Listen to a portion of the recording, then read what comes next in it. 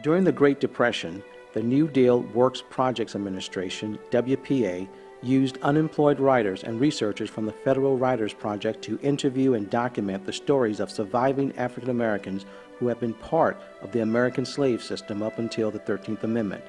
Produced between 1936 and 1938, the narratives retell the experiences of more than 2,300 former slaves.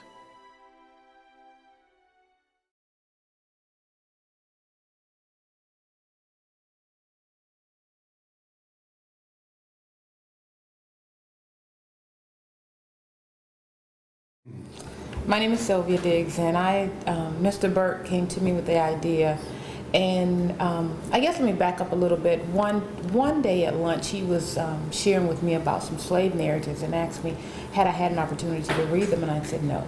So I read about a paragraph or two, and it was kind of like, wow, are you kidding me? And then he told me how they came to be. And I decided to do it just to go back and try to understand what happened back then and how we can relate it to what's going on now, trying to come up with some solutions to a lot of the issues that I see today. Ladies first.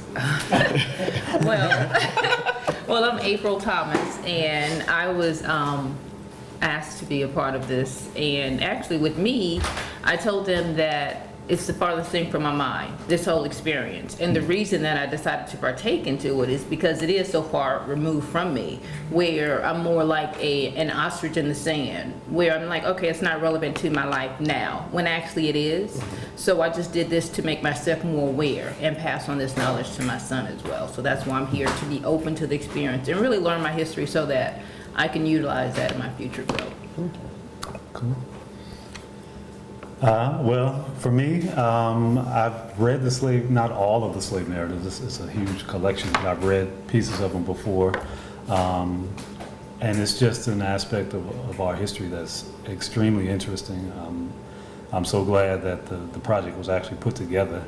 Otherwise, these things just would have been lost and just, been gone from history. So anything that can shed light on it and make them more accessible to more people, I think is a good thing. And I'm honored to be a part of any project that does that. So. Well, I guess my reason for being here is a little bit of everyone's, amalgamation. Talked it over with Bert. He told me what he wanted to do, and like you, I had already read a few. But I don't know. I just want to see. I don't know what I'm going to get. I have no idea because, coming from an ethnically diverse family on my mother's side in Louisiana, I've already heard a number of stories. Oh, really? So I don't know if this is going to be something where it's like, I never knew that, or if it's going to be like, oh, just another reason for me to be angry. Yeah. I don't know. I don't know what it's going to Exactly. be. So, I'm just going to take it as it comes and go from there. But I think it's interesting that slavery obviously is such Touchy a subject. big part of our history. Exactly. Especially our history. Exactly. Not, let alone the country's history. Yeah. But it's amazing now that I think about it that I don't even know if I ever knew about the slave narratives until I was working on a master's degree. So my entire educational, progression never thought to, pull the slave narratives out and look at that aspect of our history. I think that's a shame. What about you, Bert? Is that enough, Mr. Burke? Like you cleaning up your office or something? I know, right? That's it now. We said a lot. A voice from behind the camera. Let's see. I discovered them quite a few years ago. And what happened was they just really interested me. Thank you. I am always connected to that, and mainly my connection is to people who were lynched, because we never knew those folks. So I bought a book called Bullwhip Days, then I have a book called 100 Years of Lynching. And I really started understanding what lynching was. It wasn't like taking a rope and throwing it around a tree and hanging someone, which we see in movies. it was just a total mutilation of that person. It was like trying to wipe them from the earth. There's so much anger behind that. And that really connected me. Then I started going further back and seeing where this stuff came from. And I just started reading and reading and really started empathizing, and I felt like they were forgotten. I really felt like that was a part of our history, that we jumped from America to Africa.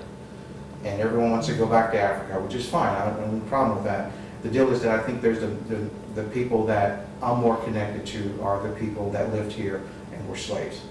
I don't have a huge connection to Africa because I think we have lost them.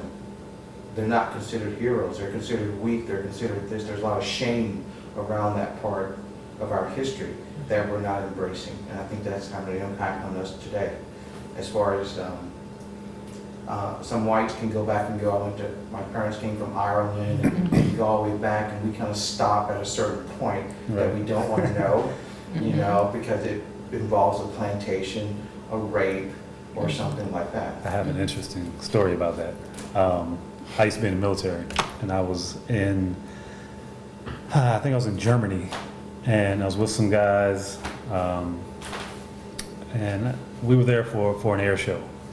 But we were riding a bus, and it was me and a bunch of other white officers, and the conversation was kind of going around like, oh, what's your family background? I was like, oh, you know, my grandmother was Irish, and my grandfather was Italian, and this person had roots in Scotland, and another person had roots in England, and he hoped to go to the little town where his great-greats were from, and so on, so on, so on.